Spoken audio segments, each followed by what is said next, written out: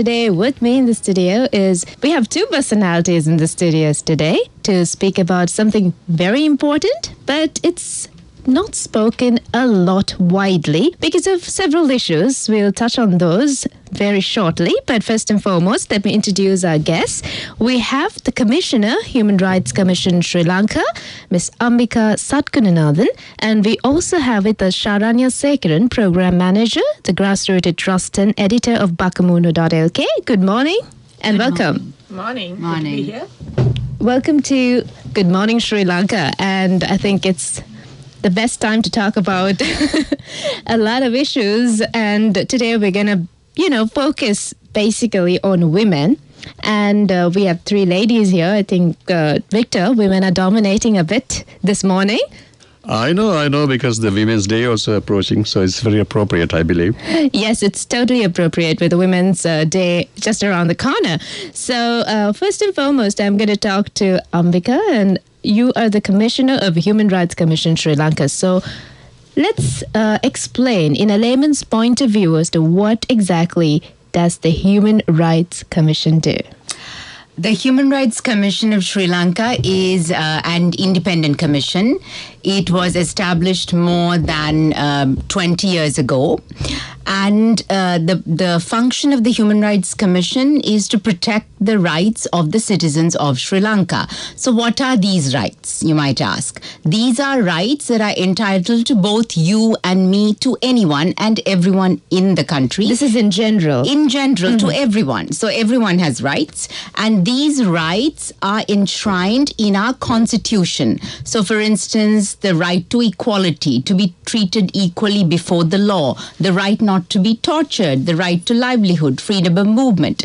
So the purpose of the commission is, for instance, if one of these rights are violated, then you could come to the commission and complain to us.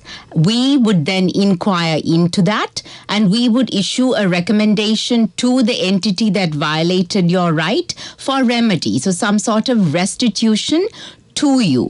The important thing to understand about the commission is that we look at only rights violations by administrative or executive entities, which means it will be by the state.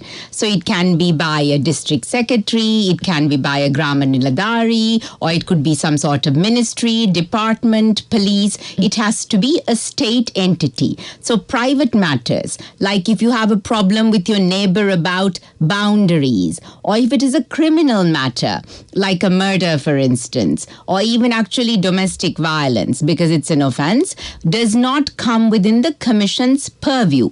But if state entities, like for instance, if a woman goes to a police station and she complains that she has been subjected to domestic violence and the police do not take appropriate action, then they can come and complain to us about the inaction of the relevant state entity. So which means they can't basically come directly to the Human Rights Commission and report their personal problem or private issue. But if the police hasn't taken any act, they can obviously come and file a case upon that. Exactly, about the inaction of the police. So those are the main functions of the Human Rights Commission.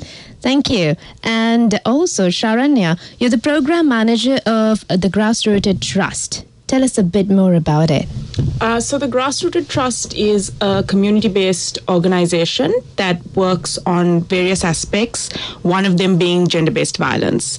And so from that, we work on things like intimate partner violence, violence against women and girls, in the forms of technology. We work on people living with HIV, sex workers, etc., and so forth.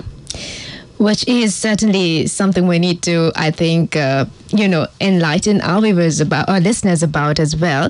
And you're also the editor at Bakamoonu.lk. What does Bakamoonu.lk do? So Bakamoonu.lk was set up as a response to what we felt was a need for education in Sri Lanka. So it's a multilingual platform. We run in English, Sinhala and Tamil. And it's what we call an online relationship education portal. So we use digital content. We use everything from memes to video chats, Twitter. We also have a website that provides information for a Sri Lankan audience, by a Sri Lankan audience, on subjects like HIV, what to do if you are facing domestic violence, on various topics. So this is basically to spread awareness. It's more than spreading awareness. It's about educating people on the specific, from a fact-based, science-based approach. So these are your rights. This is the laws that currently exist, myths and facts, things like that. So can the public actually communicate with the staff at Bakamuno, or it's just education only? No, they can absolutely communicate with us. We get dozens of Facebook comments. We're on Facebook, we're on Twitter, we're on Instagram. You can send us emails. People can write for us. And how do you see Sri Lanka actually responding to it? We've gotten an incredibly positive response. There are people, I think, who don't know where to go with their questions. Sometimes as simple as, what form of birth control should I be using? Or something as simple as, if a mosquito bites me and has bitten someone who has HIV, will I get HIV? These are questions that perhaps are not in textbooks, or they feel ashamed to ask. And I think we have a culture in Sri Lanka of questions being stupid and people feeling afraid to ask the questions they don't know. To ask the questions as well at the same time. So that's what we try to do with Bakamuno. We try to answer the questions that people have on these topics in a non-judgmental, fact-based kind of approach. Now that we spoke about technology and how it's very convenient that people can communicate with you and, still be anonymous and still ask you questions for their unanswered questions, of course. So something which they can't ask in public could be asked through just a message on social media. So today our topic would be about technology-based violence against women. So Ambika, let's talk about why the Commission selected this specific topic. Well, the Commission selected this specific topic because the Commission feels that gender equality and gender equity are very important. They're also enshrined in our Constitution. And we find that Sri Lankan society does tend to be patriarchal, in that women are not always viewed as equal citizens. In their jobs, in other spheres, they might be discriminated against, in that they will be treated differently to men. Even if you look at homes or schools, the girl children are treated differently to the male children. So we believe that this is a very important issue, equality and gender equality and equity. In that context, we find that technology-based violence against women is not really viewed as violence. We think violence is only when someone hits you, when it's physical violence, when it's overt. Therefore, we thought this was a very important issue. Since the Commission is a national institution, we have 10 regional officers, we have 3 sub-officers. So these officers also hold these events. So this was one way we felt we could, as Saranya said, educate the public. That was also why we worked very closely on this event with many civil society organizations, including Grassroot Trust, which works on these issues. Because it's important for the Commission as well, when we might not have the required expertise on an issue, to include civil society, to gain expertise from them. So that is the reason we chose this topic. And we will continue with this topic and on this topic rather, and we will also talk about the different types of technology-based violence against women. You're listening to Good Morning Sri Lanka, and we're talking about technology-based violence against women with Ambiga Sathgunanathan, Commissioner, Human Rights Commission Sri Lanka, and we also have Saranya Sekara, Program Manager, the Grassroot Trust, and editor Bakamuno.lk. We did talk about what the Human Rights Commission in Sri Lanka does and about the Grassroot Trust and Bakamuno.lk in brief, probably. But today we're going to mainly highlight about technology-based violence against women. And let's talk about the different types of technology-based violence against women. Now, as you did mention, Ambika, that this topic is not considered as abuse sometimes because they really don't know that this is a form of abuse.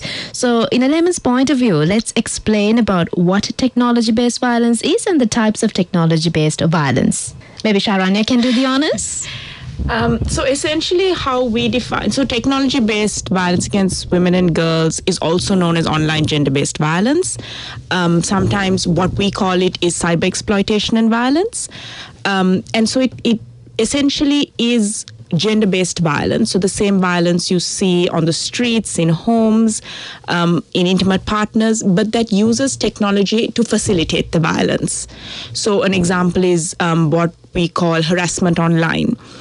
You find that females who are public online get harassed consistently, trolling, but often with a sexual nature, with sexual threats is a very common form that you see. Sometimes it's harassment using intimate videos and photographs that have been sent. So blackmail using that. So it's basically the same kind of harassment and violence women face across different spheres, but that uses technology as the means to facilitate the violence. So any sort of violence using any form of technology, maybe social media networks, That's telephone, right. any form of technology is considered technology-based violence against Correct. women. So there's also domestic technology-based violence. Can we highlight a bit more about it as well? Sure. So it's essentially what you're doing is you're taking the generally understood forms of gender-based violence, such as intimate partner violence or domestic violence, and you're putting technology into it. So, for example, if a husband is pressuring his wife to watch pornography with him, or has taken pictures or filmed her without her full consent, and he's using that to threaten her in other spheres. But Saranya, since you did talk about videoing without her consent, but if she's married to that individual, sometimes due to trust, it could be videoed. Absolutely. So consent is a complicated topic in itself, right? It's a complicated topic, but there is also somehow this understanding that yes means consent. And yes under duress, or yes under false pretenses, or yes under fear of losing your marriage, or yes, any consent that's given without the full comfort of the person giving the consent and full understanding and knowledge of the consequences is not consent. That's coercion, and there's a big difference between the two. Exactly. So I think it's important that we highlight that Absolutely. On radio today as well. So Ambika, let's talk about what we could do about it. Is anything happening so that, this could be curtailed? What could be done about it? Well, various things can be done about it. But I think we also need to do a lot of work on that in Sri Lanka, because even in terms of responses. So first we'll take responses. If someone is being subjected to this kind of violence, what kind of remedies does the person have? Now, if you take the example of, let's say, a young girl who is 18, who is in a relationship, has a boyfriend, has shared photos, which are then they break up, then are shared or circulated without her consent. What can she do? Firstly, can she go to her family? That might also be problematic because the relationship also might have been secret. So these things where the children and the parents don't have a relationship of trust, certain things are hidden, makes the person more vulnerable. Then if she can speak to her parents, let's say they go to the police station. How will their complaint be received? Will the complaint be treated sensitively? Will she be shamed for that? Will she find support there? Will they ask questions in a sensitive manner? Those are all elements I think we need to look at, because sadly, the experience of victims in Sri Lanka says that they do have problems at each of these stages, that it's not dealt with sensitively, that they are subject to further exploitation, that harassment even. And we've even had cases where women or young girls have tried to take their own life. They've committed suicide because of this. And we find that there is victim blaming. You're asked, why did you share it? Rather than saying, why did a man think that he could use and abuse his trust and violate your right to privacy and share these things. So I think the other thing that can be done are laws, because in Sri Lanka we don't have laws related to privacy, protection of privacy. That is also something that we can do. And we do need more institutions like, let's say, the Grassroot Trust, civil society, community-based organizations to which young women in particular can go to ask for advice and to get support, like let's say even someone to go with them to the police station to help them navigate this, to try to find remedies. Exactly. So I think, Saranya, you also would have something to add to it, because you're the program manager at the Grassroot Trust as well. And looking at what Ambiga said is certainly a matter of concern, because sometimes the relationship could be private, and then their issue would be, whom am I supposed to talk to initially? If something, if she's being threatened, if some individual calls her and says, I'm going to leak everything, because sometimes this could be not a relationship, but your phone can be hacked.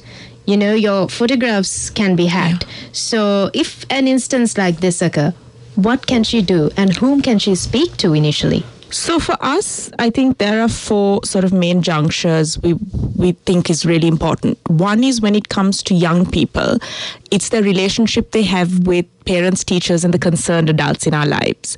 Often when we talk to young people and we say, who are you most afraid of? They say, my parents and my teachers. And that's really concerning, because if the people you are supposed to go to who can help you.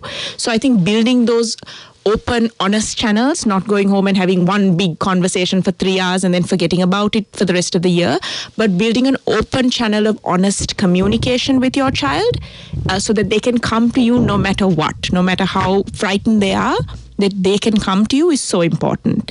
The second is with the police. One is, like Ambiga said, that it's a patriarchal society, so they also come from that idea, right? Why did you send the picture? All of those things. It's also because the police don't have necessarily the training or the capacity. They hear technology and they feel they can't investigate it. So they send it to, higher level officers like the CID, which then get backlogged with cases. So there is also that support that's needed. On that regard, Women in Need and the Grassroot Trust just released a standard operating procedure, which is for the police, which looks particularly at this issue and how they can use existing laws of harassment, blackmail, bribery, and all those things to investigate simpler cases. Then I think there's also the important part of general societal awareness of young people understanding and older people understanding that this is now the norm in relationships, right? So saying no, taking away the phone, that doesn't work. It's about open, honest awareness and the reality of consequences.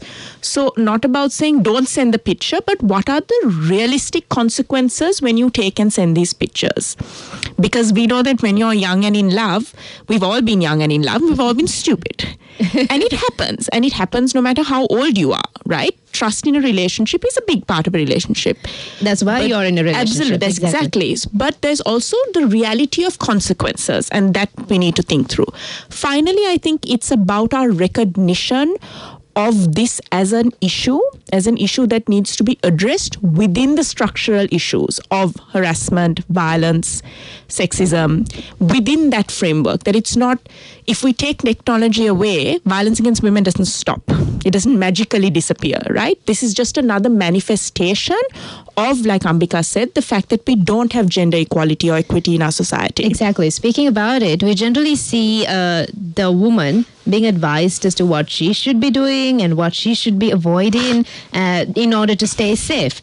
But I think we also need to highlight the fact that I think you started with home, parents, teachers, because what the kids say is that they're scared of parents and teachers. So I think parents need to educate their sons on how they should pay respect to the lady. And we've been talking about technology-based violence against women and a little bit about respect here. So since we touched on the topic of men being educated about how they should treat a woman, so I said it, but I'm sure you can talk about it too, because I think you have the authority to do so. See, for us at Grassrooted, it's about also moving beyond this gender binary, right?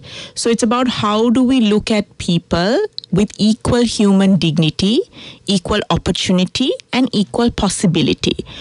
Because it's also the layers of how you can be discriminated against. So as a cisgendered woman, as a woman who's born female at birth and identifies as female, I am definitely more privileged than transgender men and transgender women who also face unspeakable violence, right? And we don't also talk about them when we talk about this. Exactly. Particularly trans women are perhaps some of the people in our society that face the worst forms of violence. Most vulnerable as well. Absolutely. To this sort of violence. And then what about people in queer non-heterosexual relationships? So what if you are being abused or harassed within those relationships? What are your recourses? Because anyway, Home to go to. Exactly. So for us, it's about moving beyond these notions of man is this, woman is this, and instead looking at individuals, as human beings who deserve rights unquestionably, uncompromised, and without any sort of caveat or because of this or because of that. And that's where we need to begin, at that point. Then we go from there. So it should all start at home. And I'm sure you have something to add, Ambiga.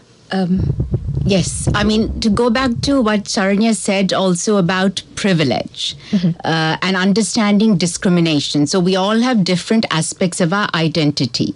You have your sex, the sex that you were born with, the sex that you would like to be identified with. You would have your class, ethnicity, religion, etc. And sometimes when 2 or 3 of these identities intersect, then those people might be more vulnerable than others. I think that is something, the intersectionality is something that we have to understand. So a woman who is of a particular religion or a particular ethnicity, or a transgender woman or of a particular class might face more discrimination than perhaps I or you or Saranya. So I think that is important in understanding privilege. It will also help us educate people better, and for us to also understand what does discrimination mean. How can we treat people better, or how might I also, without unknowingly, be discriminating against someone even within my workspace? Exactly. And you did mention a very important point where, not every woman faces discrimination the same way, because it could be because of the religion or, the culture or tradition they practice, and also about, as you mentioned, transgender, the sex they pick later on in life. So I guess this should start at home, as we spoke. And what should parents do? And, at what age do we start educating the kids about all this, about life in general? Because this is life, isn't it? From the second that they are born. Actually, we know that research shows us that it's 0 to 5 that is your crucial development period. That's when children look at their role models. See, our children learn from us, right? So you can't teach them something and behave in another way, because they're watching that. And you often hear this in Sri Lankan society of, what is our future going to look like? Why is our society like this? Our society is like this because our children are learning beautifully from what we are doing. So it starts at age 0. And it starts with teaching them core values of respect, consent, trust, being sensible. It's about thinking of those core values as guiding principles for whatever it is that you are looking at. So respect is respect for yourself, because often when we talk to children, we ask them, what is respect? And they don't have an answer. Whom do you respect? Teachers, parents, flag, country, president, national anthem. They have a list. It's always outwards and upwards. It's never about self-respect.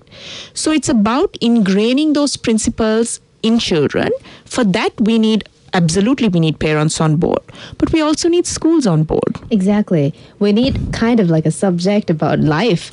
We need our entire education system to go through significant reform. And this is not just for Sri Lanka. This is global, right? Exactly. But we need our entire education system, because we assume that it's only the textbook where kids are learning from. They're not. They're learning from how, when you tell the little girl in class, go play with the dolls because that's what you do, right? They learn from when, we were in school 13 and 14 and the boys snapped our bras and we were told that it was our fault. For showing right? it. Exactly. For showing the bra. Yes. Why was your shirt see-through? You should be aware, vigilant. Exactly. So it's in everything where teachers reinforce, in how kids are placed in classrooms, how they're taught, how they're divided, how their activities, everything drives this. So you need complete education reform that looks at these core principles as the base. And the textbooks and the information you give them build on that. They go from there. And certain things we discussed here is a stigma. We don't talk about it in general. So I don't know how we could spread awareness on that. Bakamuna does it? We do. I mean, the thing with stigma is that once you're in trouble and once consequences have hit, stigma suddenly doesn't matter as much, right? It's about just dealing with the issue at hand. Yourself. It's you dealing with it, which is unfortunate because we only ever seem to talk about stigma in the context of violence and only when things have gone wrong. I mean, our thing is just talk about it as much as you can and break those stereotypes. But I know that with the commission that the idea of the stigma is also much more complicated. I don't know if Ambika wants to weigh in. Yes, Ambika.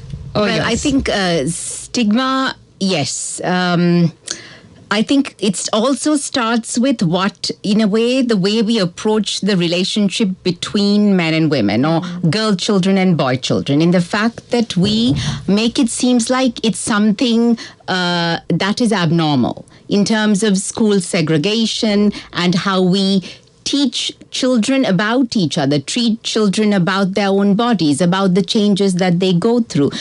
And I think what we need to do is also normalize that relationship. Now we make it like something that is very special or very unique. But I think normalization of that relationship between girl children and boy children would also normalize that, in that the women won't be looked as sex object or sexualized. That this is normal. The engagement, the interactions should be normal.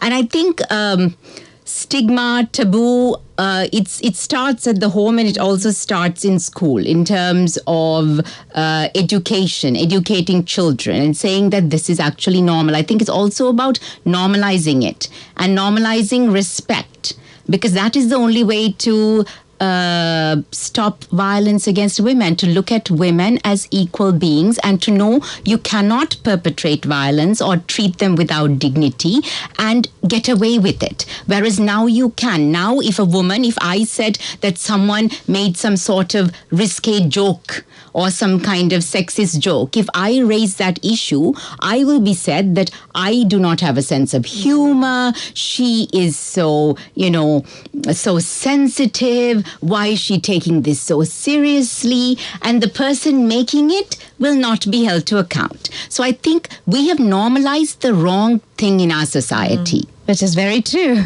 And I think we've also come towards the latter part of the program, and it's almost 9. So as a final, what's the message to the general public? Teach your children core values. Start with them, because if we don't start there, everything we're doing now as adults is unlearning what has already been reinforced. Start with kids. We need education reform and we need it now. And Ambika? That technology is merely a tool. Technology is not the problem. It is the problem, but it's also not the problem, in that technology is being used as a tool in a world that is already unequal, in a world that is already sexist, patriarchal. So what it's doing, it's helping people magnify all those problems, those negative things in our society. So we need to go to the root causes and address them. As mentioned, I guess, although we touched on the topic of technology-based violence against women, it basically starts with your mind. And if your mind is right, I guess technology could be used in the best possible way, as Bakamuna.lk does. And it certainly does use technology to help people, to help individuals. So I think the message as a final here on this discussion today is that, as Saranya mentioned, the core is your children and the youth are the future of the country. So I guess when you mold them right, we'll have a better future. Thank you so much for being a part of the show. It was really nice talking to you, Ambika, and to Saranya. Thank you very much. Thank you. And we've been in conversation with the Commissioner, Human Rights Commission, Sri Lanka, Ambiga Sathgunanathan, and we also had Saranya Sekara, Program Manager, the Grassroot Trust, and Editor, Bakamuna.lk, talking about technology-based violence against women.